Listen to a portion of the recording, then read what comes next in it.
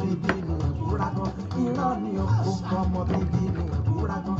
Irọ́ ni o kò tó fẹ́ ṣàtìlẹ́ lọ́wọ́. Lọ́nàkọ́nà kò tó fẹ́ ṣàtìlẹ́ lọ́wọ́. Lọ́nàkọ́nà òkúrọ̀ ayé ti gbàgbé wípé tọ́lọ́ bá lọ. Àbọ̀ láti ọ̀dọ̀ ọ̀dọ́ ni wá kẹsàn-án ẹ̀ ṣe ní kò ní rọ̀ṣẹ̀ ọ̀dọ́ sí i. 5, 4, 3, 2, 1. iPower 102.7 FM, the pride of the people. I can't dey fear. I know dey fear now. Yeah, you play and stop am. I stop am because you talk still me finish.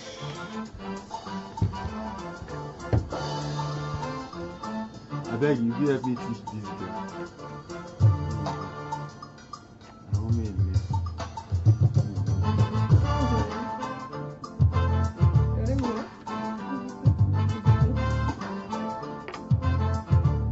Make you dey follow am. Kó má bá a rìn. Tó bá lọ ní toilet tó tẹ̀lé. No follow me go toilet. Follow am go toilet o. Follow me am go go toilet.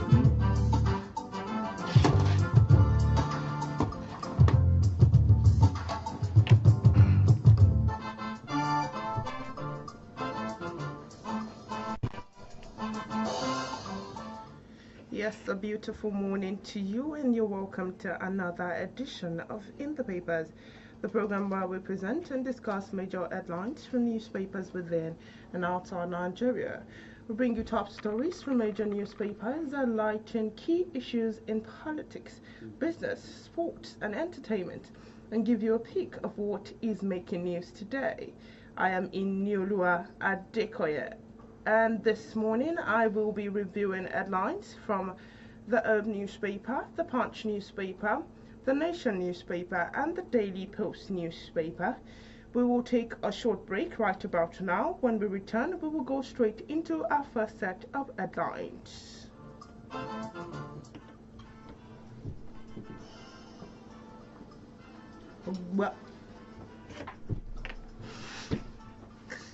Ogba. Carol.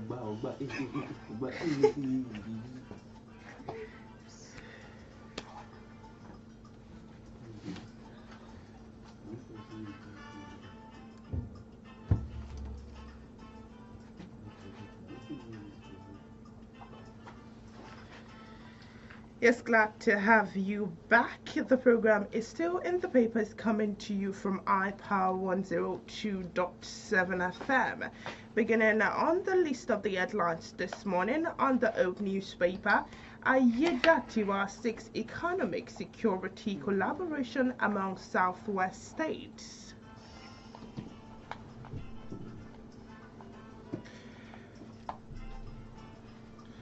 Yes, still on the Old newspaper, talking 2026 promotions. Ondo government screens 3,000 local government staffs.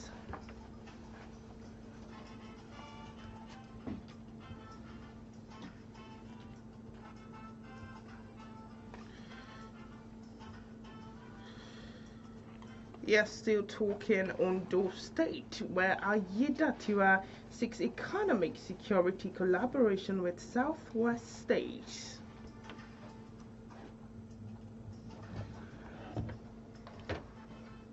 Still on the Old newspaper, and now moving to Ekiti State, where Ekiti government has strengthened disaster NGT strategies, inaugurates local government's emergency committee.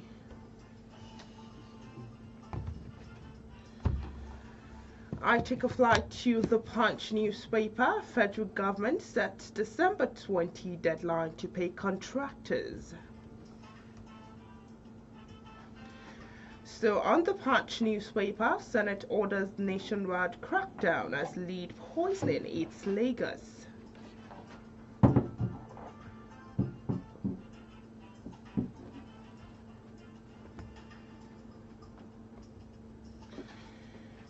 I move to the Nation newspaper on Osun State, Osun APC primary, Omisore Oyebanji Alabi, 6 others know fate today.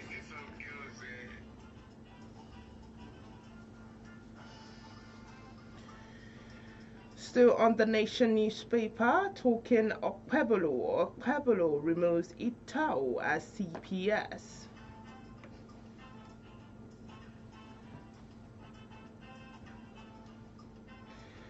And now to the Daily Post newspaper. Senate raises alarm over worsening lead poisoning crisis in Lagos. Still on the Daily Post newspaper, judge rejects Nnamdi Kanu's brother's court appearances.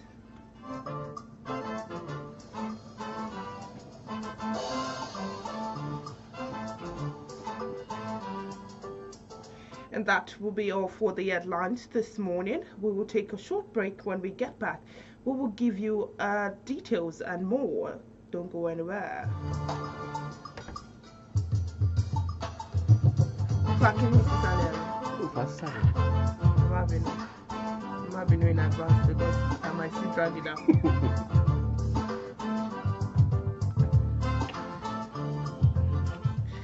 Yes, glad to have you back. The program is still in the papers and it's coming to you from iPower 102.7 FM. Beginning from the Oak newspaper, Ayedatiwa seeks economic security collaborations among Southwest states. And now to the details. Ondo State Governor Honorable Lucky Orimison Ayedatiwa has stressed the need for Southwest states to deepen regional synergy and consolidate partnership that will firmly position the zone as Nigeria's economic and security backbone. Ayedatiwa, who addressed the Forum of Southwest Secretaries to the state government on regional development in Akure, said the presence of the SSG underscored the collective resolve of the region to move beyond surface-level cooperation to a more impactful integration anchored on the vision of the zone's founding fathers. Welcoming delegates, he affirmed that the frontline responsibilities of the SSG is in formulating, coordinating, and implementing government policies remain indispensable. If that story aligns with your interest, it is on the Oak newspaper with the headline, Ayedatiwa seeks economic security collaborations among Southwest states.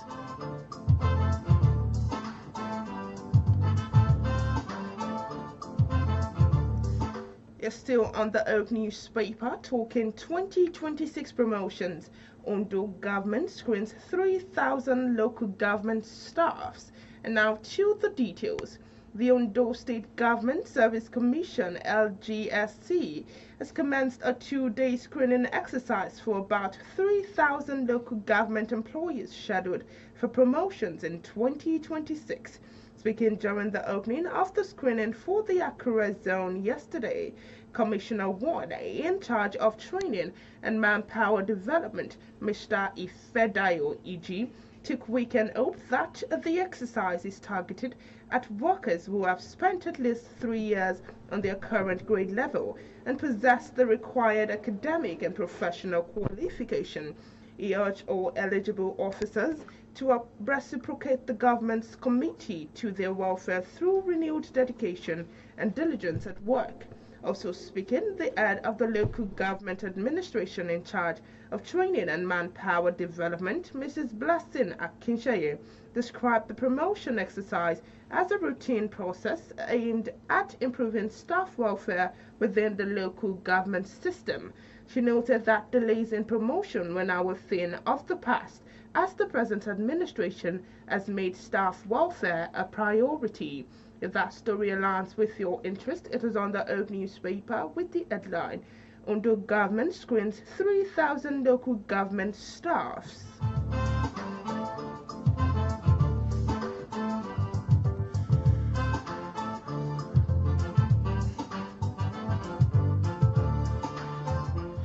Yes, still on the Oak newspaper and still in Ondo State, Ayedatiwa seeks economic security collaborations among Southwest State. And now to the details. Ondo State Governor Honorable Lucky Orimison Ayedatiwa has stressed the need for Southwest states to deepen regional synergy and consolidate partnership that will firmly position the zone as Nigeria's economic and security backbone.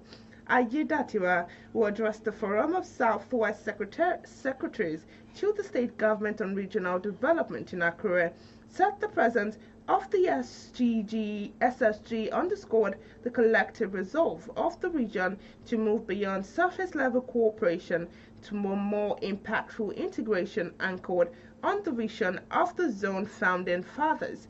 Welcoming delegates, he affirmed that the frontline responsibilities of the SSG in formulating, coordinating, and implementing government policies remain indispensable. With that story aligns with your interest, it is on the old newspaper with the headline, Ayedatiwa seeks economic security collaborations among Southwest states. And now moving to Ekiti State, still on the old newspaper, Ekiti government strengthens disaster MGT strategies, inaugurates local government's emergency committees. And now to the details.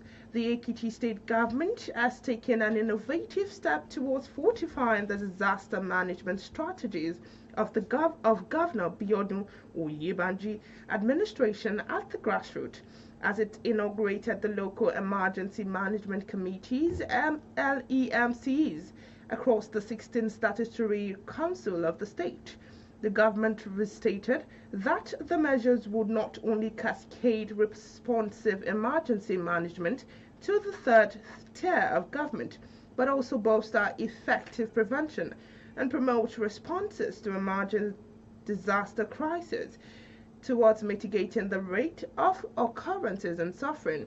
The state deputy governor, Chief Mrs. Monishade Afuye, made this known during the inauguration of the first local government chapter of the State Emergency Management Agency in the country at the Conference or Governor's Office in Ado-Ekiti, the state capital. Mrs. Afuye, in a statement signed by the Special Assistant on Media, Victor Ogunje, emphasized the imperative of the government taking the bull by the horns to abate the rate of rainstorm, fire, and flood disaster in the community in view of the adverse effects on the victims. If that story aligns with your interest, it is on the old newspaper with the headline, Ekiti government strengthens disaster management strategies, inaugurates local government emergency committees.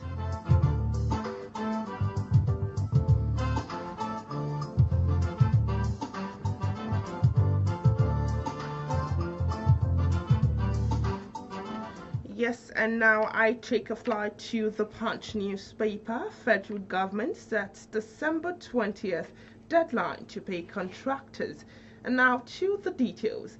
The federal government has moved a calm rising tension among road contractors, assuring that all outstanding payments will be cleared before December 20, 2025, following days of protest by contractors over mounting debts and steel project financing. The Minister of Works, David Umahi, who gave the assurance during the reopening and repaired Kefi flyover in Nasarawa State, said President Bola Tinubu had acknowledged the debt backlog and approved the constitution of the special committee to verify and settle all outstanding claims. Contractors handling federal road project had in last few days staged protest at the Ministry of Finance, alleging prolonged non-payment for completed and ongoing works. The contractors, under the aegis of the All Indigenous Contractors Association of Nigeria, staged a protest at the Federal Ministry of Finance over alleged unpaid funds for projects executed in 2024. The association claimed the federal government owes contractors about 4 trillion naira, but is specifically demanding the release of 760 billion naira, which it said by the Minister of Finance, Wale Edo, as earlier pledged to pay in September. The protesting contractors placed a symbolic coffin at the entrance of the ministry, saying it represented the hardship and deaths of some members that had suffered due to the prolonged non-payment. If that story aligns with your interest, it is on the Punch newspaper with the headline, Federal Government sets December 20th deadline to pay contractors.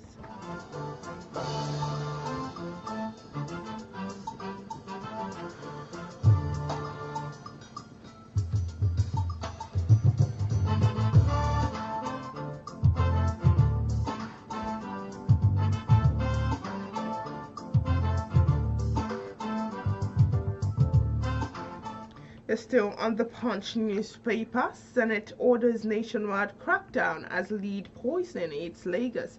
And now to the details.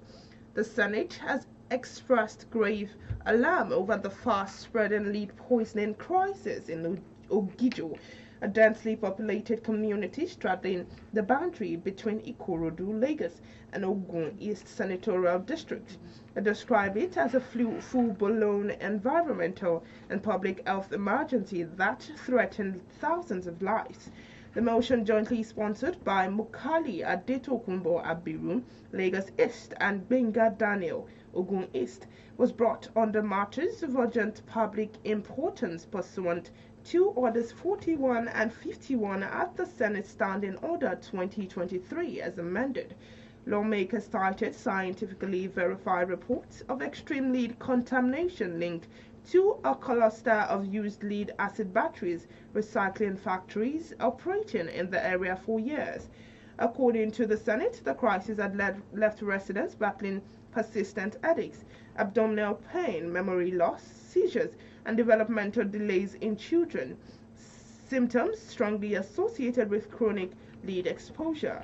The chamber noted with the concern that the federal government had already begun clampdowns with the Minister of State of Labor and Employment, Nkeruka Onyejocha, shutting down 7 battery recycling factories and ordering a temporary halt to lead ingot exportation pending safety investigation.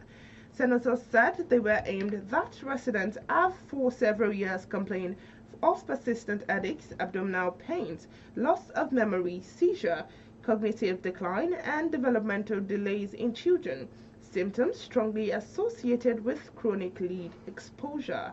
If that story aligns with your interest, it is on the Punch newspaper with the headline, Senate orders nationwide crackdown as lead poisoning eats Lagos.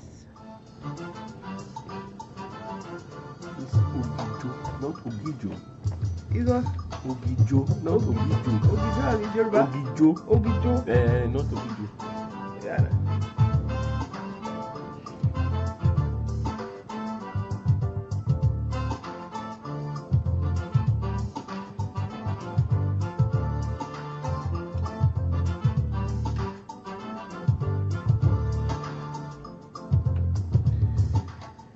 Yes, so on the Punch newspaper, Institute's Honor Dangote, FAN, MD with Excellence Award.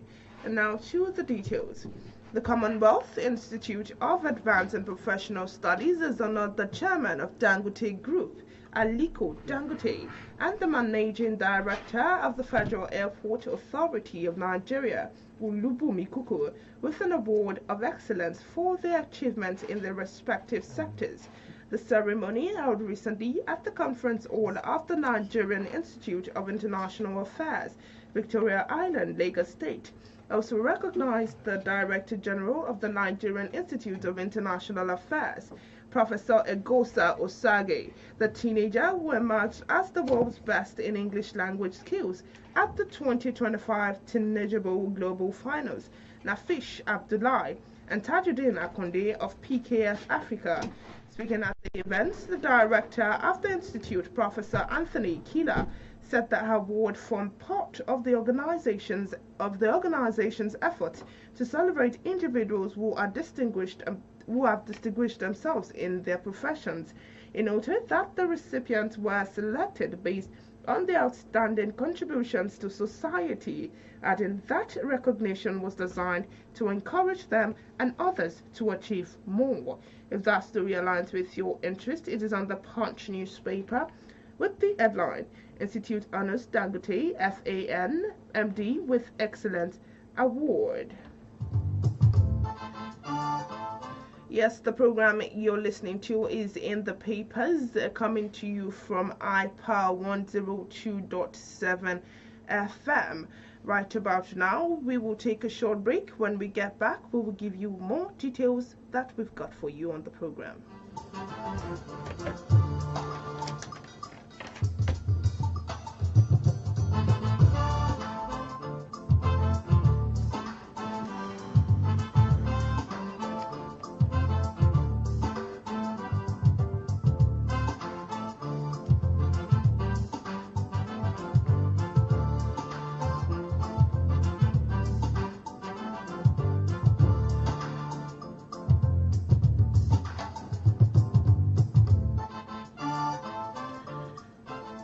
Yes, the program is still in the papers and it's coming to you from iPower 102.7 FM.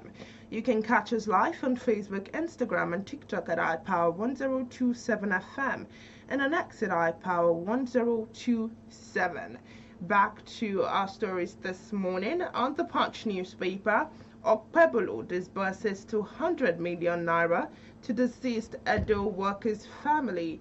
And now to the details. Edo State Governor Monday Okpebolo has presented checks to 47 families of the deceased Edo State workers and awarded educational scholarships to one member from each family. The ceremony held at the Government House, Benin City, marks a milestone in the state's implementation of the group life insurance scheme in partnership with the Tangerine Life Insurance.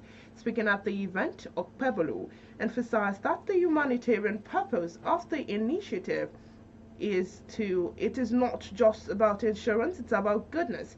The important thing is that you receive your entitlement because of the painful loss you have suffered. Today, we are supporting you further by giving scholarships to one member of each family. This is our way of ensuring you are not left behind, he stated.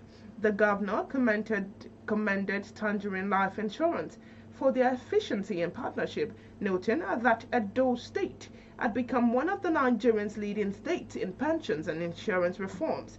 The managing director and CEO of Tangerine Life Insurance, Mr. Kendi Borishade, praised Okpebolo for transforming Edo State into a model of pension reform and workers' welfare.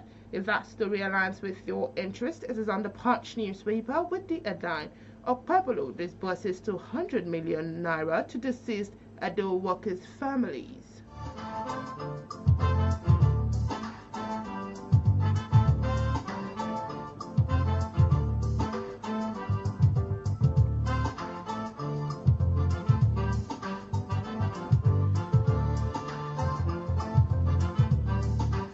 Still on the Punch newspaper, troops rescue 318 kidnapped victims, arrest 74 suspects, says DHQ. And now to the details. The defense headquarters has said troops deployed across the country rescued 318 kidnapped victims and arrested 74 suspects involved in terrorism, oil theft, and other criminal activities in November. The Director, Defense Media Operation, Major General Michael Onoja, who released the figures in Abuja during a briefing on military operations, said 69 terrorists and their family members are surrendered to troops in the northeast within the same period. He said, and I quote, accordingly, for the month of November, several terrorists, bandits, extremists, and other criminal elements were arrested. Scores were neutralized and over 69 of them and their family members surrendered, while 318 kidnapped victims were also rescued. He added that troops prevented oil theft valued at over 270 million and dismantled multiple illegal refining sites across operational areas. He also stated, and I quote, troops intensified operations against oil theft, arresting 25 suspects, deactivating 16 illegal refining sites, and recovering stolen petroleum products valued at over 217 million naira. The recovered items include 200 and 1 million liters of crude oil and 88,000 liters of automotive gas oil, while 16 illegal refining sites were deactivated.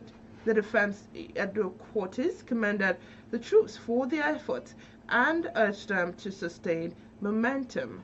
If that story aligns with your interest, it is on the Punch newspaper with the headline: Troops rescue 313 kidnapped victims, arrest 74 suspects.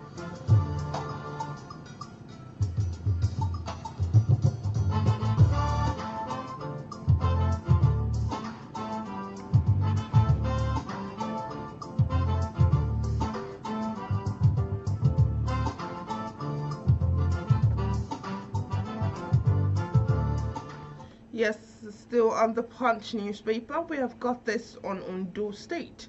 Ondo farmers protest over attack in forest reserve. And now to the details.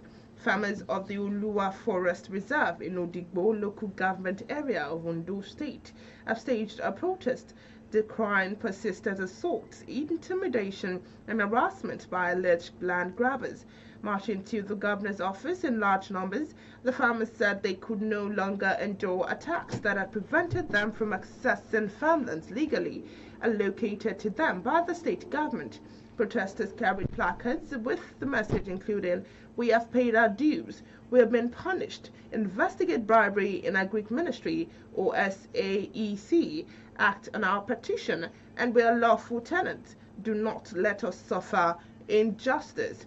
Speaking on behalf of the farmers, Mr. Adesoji Awotale explained that the crisis began after the government sold about 10,000 acres in the OA3A section of the forest reserve to a private investor, prompting protests from long-time occupants who had cultivated the lands for over 2 decades. Subsequently, the government ceded 2,000 hectares to 3 affected communities, including the Irore Ajanawa, which received 261 hectares with verified documentation.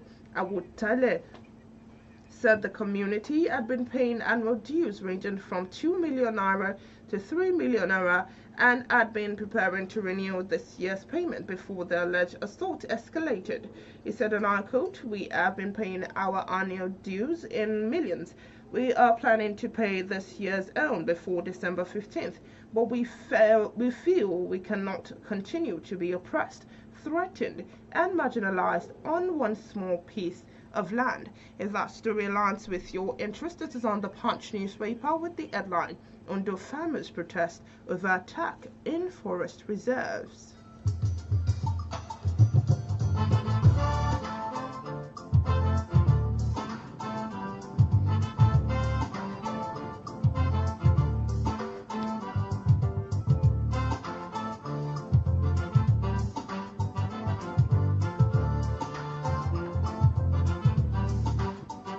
Yes, moving to the Nation newspaper, talking Osun APC primary, Omisore Oyebamji Alabi, 6 others, no fate today. And now to the details. The All Progressive Congress APC is set to reveal the outcome of the screening exercise for the 9 aspirants seeking the party's ticket for the December 13 Osun State governorship primary election. The announcement followed a 2-day screening exercise conducted in Abuja by the 7-member Osun State Governorship Primary Election Screening Committee chaired by Barrister Obina Uzo. The commitment is expected to submit its report to a party National Working Committee (NWC) by 11 a.m. today at the APC National Secretariat in Abuja. A screening appeal committee led by Senator Tolu Odeni will undo any objections of or petitions arising from the screening results on Saturday ahead of the primary election in Osun State on December 13th. The screening process concluded on Thursday with 4 aspirants appearing before the committee, complementing the 5 aspirants who were screened on Wednesday. The Thursday session featured Ashiwaju Muruddin Bola Oyebamji, The immediate past managing director of the Nigerian Inland Waterways Authority, NIWA, legal practitioner Adekoya Rashid Okiki Adekunle SAN, former lawmaker and the only female aspirant, Dr. Mrs. Mulikat Abiola Jimo, and the former Senate Committee Vice Chairman on Federal Characters and Intergovernmental Affairs, Senator Babajide Omoworare. If that story aligns with your interest, it is on the Nation newspaper with the headline, Omisore Oyebanji Aladi Alabi, 6 others, no fate today.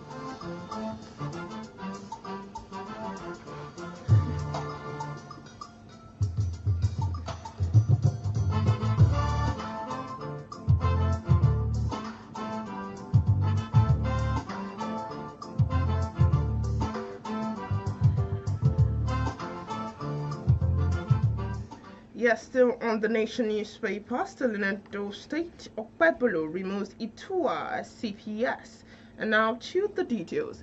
Edo State Governor Monday Okpebolo has removed Fred Itua as his Chief Press Secretary. Itua, according to a statement by the Secretary to the State Government, Musa Ikilo, will wait for his new reassignment to be communicated in due course. The statement announced Dr. Ebojile Akere Patrick as the new CPS to the Governor Okpebolo. Described Dr. Ebojile as a renowned journalist, public administrator, researcher, and lecturer with an extensive and distinguished professional record in media practice, public affairs, and academia. According to the statement, the new appointment reflects commitment of the present administration to strengthen and deepen the communication channels between government and the people of Edo State, ensuring clarity, transparency, and effective dissemination of government policies, programs, and activities. Dr. Ebojile's journalism career spans reputable Nigerian media houses, where he served as Edo Delta correspondent for Channels Television, as well as correspondence roles in News Nigerian's newspapers, Champions newspaper, and Comet newspaper. If that story aligns with your interest, it is on the Nation newspaper with the headline, Okpebolo removes Itua as CPS.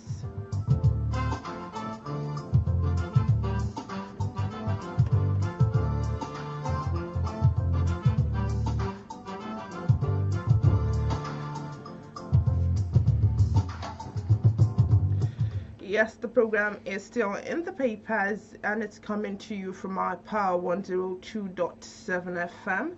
It is time to react to stories read out to you. But before you do that, here are some things you should take note of. Please, when you call in, turn down the volume of your radio set. Only react to the headlines read out to you. Each caller has 2 minutes and no use of foul languages, please. The number to call is 0816-552-4699. The number again, 0816-552-4699. If that number doesn't go, another one to call is 08132-747339. 08132-747339. You can also reach out to us on Facebook, Instagram, and TikTok at iPower1027FM or on X at iPower1027.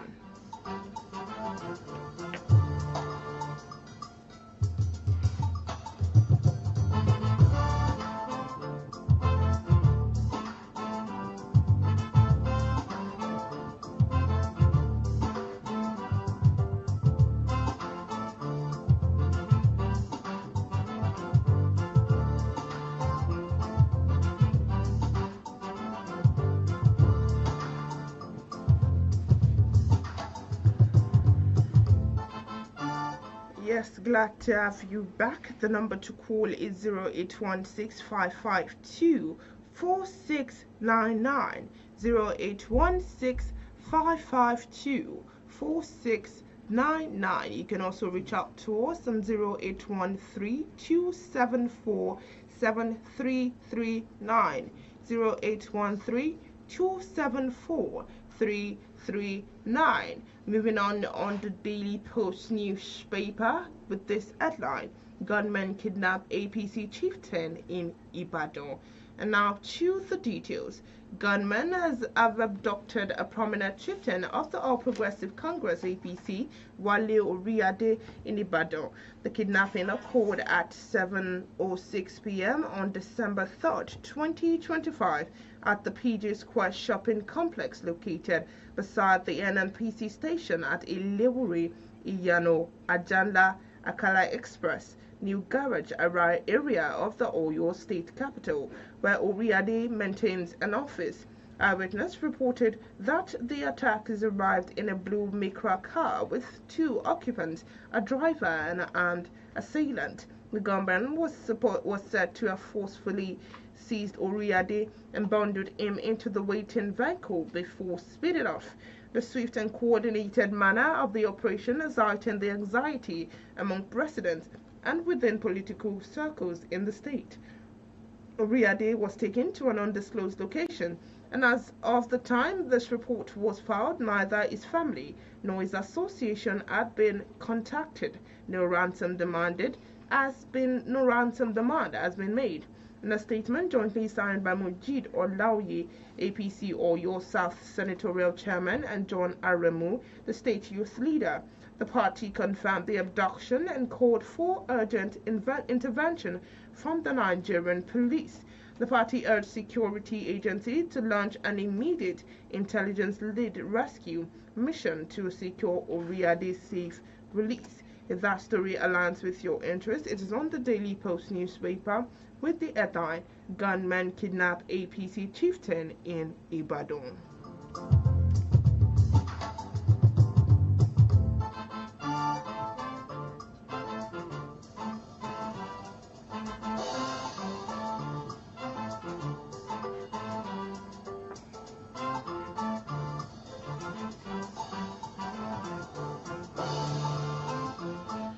Yes, still on the Daily Post newspaper, Kebbi Assembly approves 642.9 billion naira budget for 2026.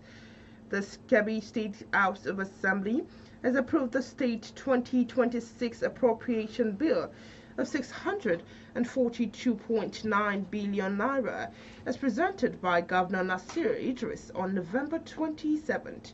The approval followed the presentation of a report by the Joint Committee on Finance and Appropriation and Budget Monitoring, Economic Planning and Due Process. Presenting the report, Chairman of the committee, Adamu Mohammed, APC Ngaski, said the lawmakers retained the budget figures submitted by the governor. He explained that the bill was referred to as a committee after the second reading, and members working tirelessly within limited time to scrutinize the proposal alongside ministries, departments, and agencies.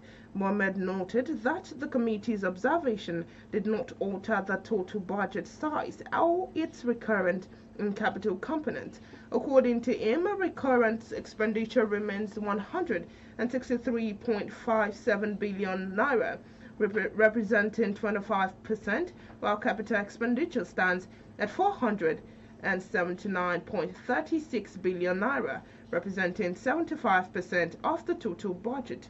It reaffirmed the total figure of 642.93 billion naira and urged members to adopt the report to enable further legislative action and eventual transmission to the governor for assent.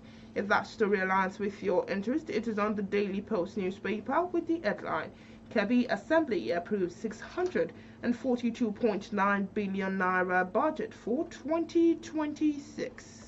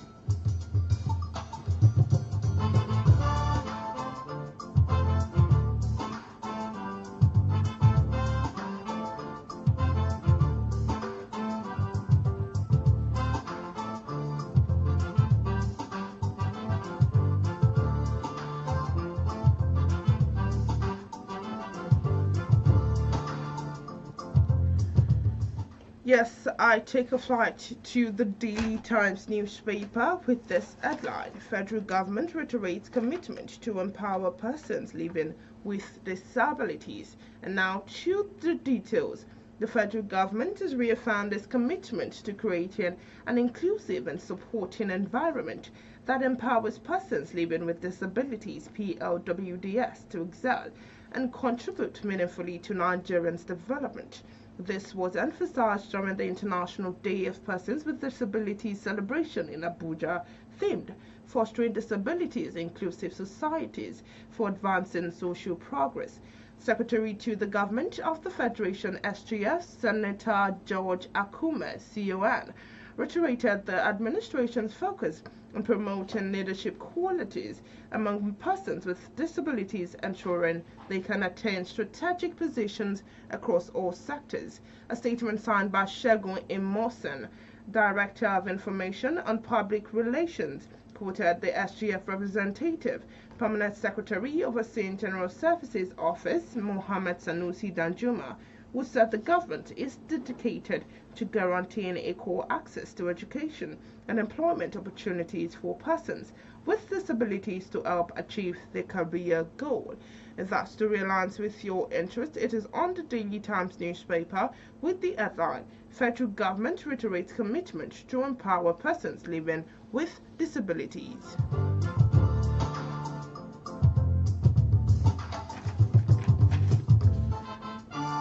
Yes, the program is still in the papers and it's coming to you from my Power 102.7 FM.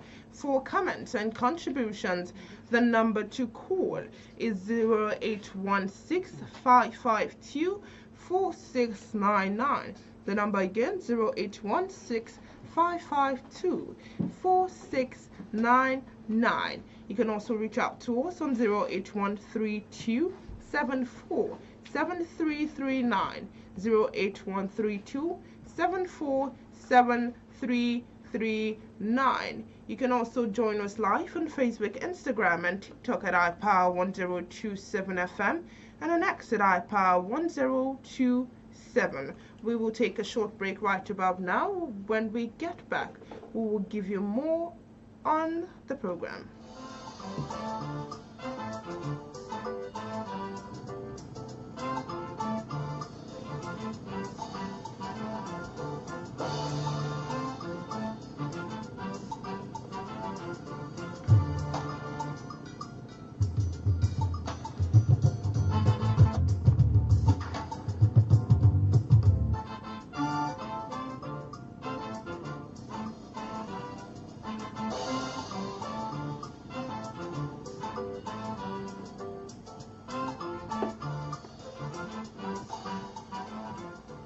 Yes, glad to have you back, and the program is still in the papers, coming to you from my Power 102.7 FM.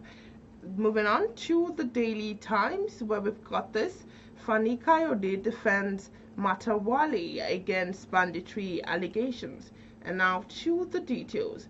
The former Minister of Aviation, Fani Kayode, has strongly condemned what he described as a vicious media campaign aimed at discrediting the Minister of State for Defense, Bello Matawale, describing the allegations linking him to banditry as baseless and politically motivated. In a statement released recently, Fani Kayode dismissed the accusation that Matawale sponsored bandits during his tenure as governor of Zamfara State, arguing instead that the minister's efforts were instrumental to curbing insecurity in the Northwest. He said, and I quote, "The ongoing attempts to demonize and destroy Bello Matawale through a well-orchestrated and generously funded media campaign is not only evil but also dangerous to our national security."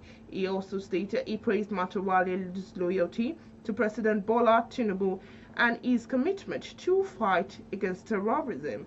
This defense comes amidst renewed scrutiny of Matawale's past administration. Zamfara State Governor Dauda Lawal recently alleged that the predecessor was fully involved in banditry, claiming that the ransom payments were facilitated through the government house and that bandits were aboard there. However, Matuwale has consistently denied this claim, famously challenging his accusers to swear by the Holy Quran, as he did, and they have no connection to the criminal elements ravaging the state. If that story aligns with your interest, it is on the Daily Times newspaper with the headline, Fani Kayode defends Matuwale against banditry allegations.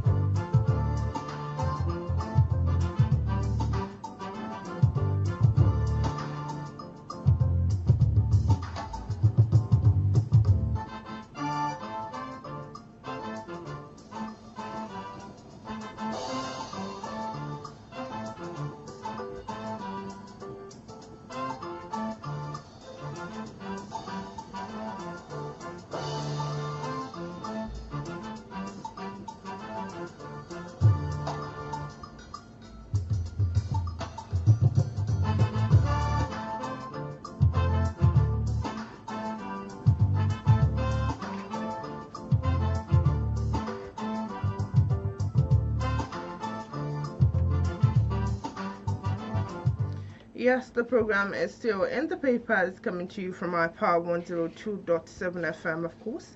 You can reach out to us for comments and contributions on 0816-552-4699, 0816-552-4699. You can also reach out to us on our social media handles on Facebook, Instagram, and TikTok at iPower 1027 FM, and on X at iPower 1027. Back to the Punch newspaper, talking big diplomatic overhaul. Tinubu 65 envoys pick brace for Senate storm. And now to the details. President Bola Tinubu's 65 ambassadorial nominees will face rigorous Senate grilling next week as part of the confirmation process. Three notable opposition senators who spoke on condition of anonymity said that the screening would not be business as usual, hinting that Internet plans to put several of the nominees on the spot. He said, and I quote, "Our current situation requires seasoned and knowledgeable men who can represent and defend Nigerians' interests before the international community. Ambassadorial position is not all about political patronage or job for the boys, and this is why we would ensure that those who represent Nigeria at the foreign mission are patriotic individuals who have integrity." Another lawmaker said the nominees would be properly grilled to ensure they are fit for the purpose. Recently, the Senate received the President's request for the confirmation of the nominees, one of the administration diplomatic submissions yet. The request reads during plenary by Senate President Godswill Akpabio, contained two lists, 34 career ambassadors and High Commissioner, and 31 non-career nominees. The late transmission came less than 24 hours after lawmakers began screening an initial set of 3 nominees earlier forwarded by the President. If that story aligns with your interest, it is on the Punch newspaper with the headline, Big Diplomatic Overhaul. Tinubu's 65 envoy pick brace for Senate room.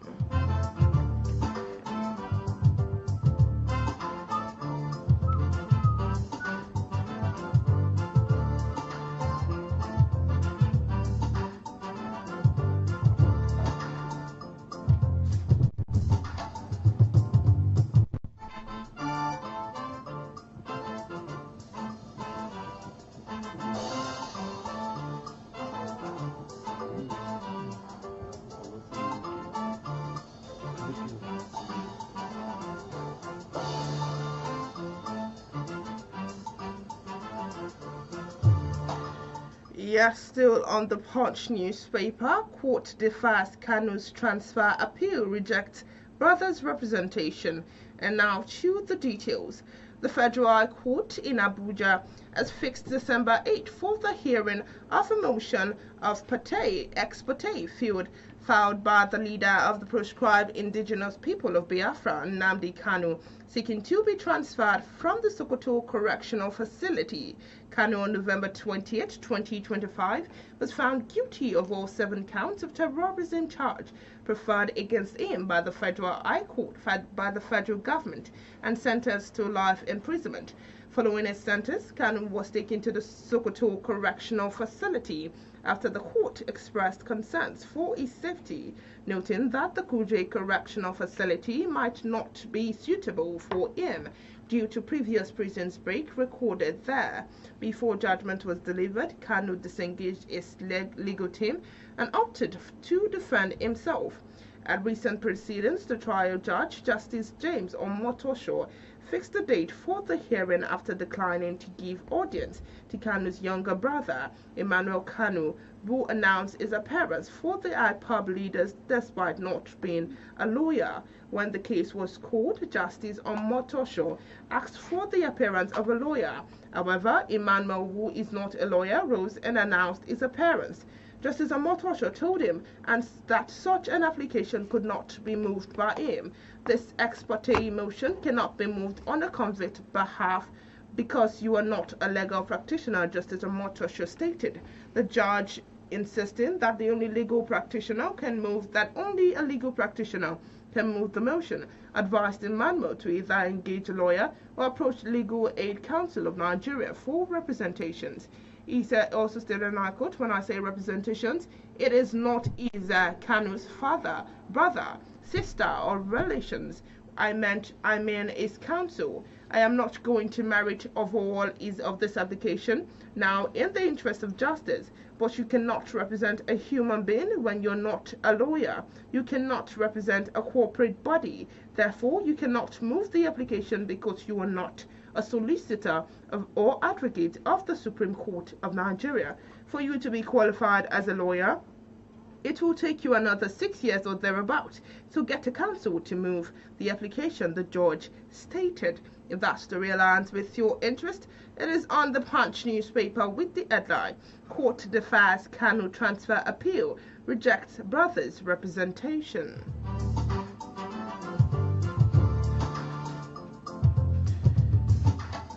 Yes, the program is still in the papers, coming to you from iPower 102.7 FM. For comments and contributions, you can reach out to us on this number, 0816 552 4699. You can also reach out to us on 0132 74 7339. That number again, 08132 74 7339. We will take a short break right about now. When we get back, we will give you a recap of the headlines that have been read out to you.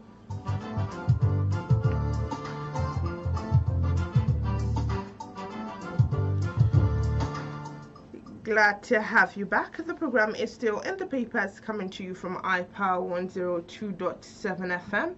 On the list of the recap this morning, we started from the Open newspaper, where we informed you that Ayedatiwa has sought economic security collaborations among Southwest. We also informed you still on the Old newspaper, that Ondo government has screened 3,000 local government staffs. Still on the Old newspaper, we informed you that Ayedatiwa seeks economic security collaborations among Southwest states. We informed you on the Punch newspaper that the court has defied Kanu's transfer appeal and rejected his brother's representation. Still on the Old newspaper, talking Edo State, where we informed you that Okpebolo has disbursed 200 million naira to deceased Edo workers' families.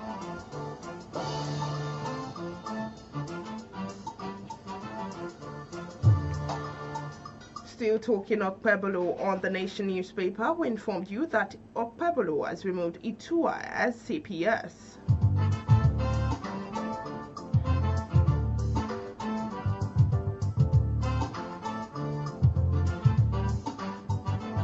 And finally, on the Daily Post newspaper, where we informed you that the Senate has raised alarm over worsening lead poisoning crisis in Lagos.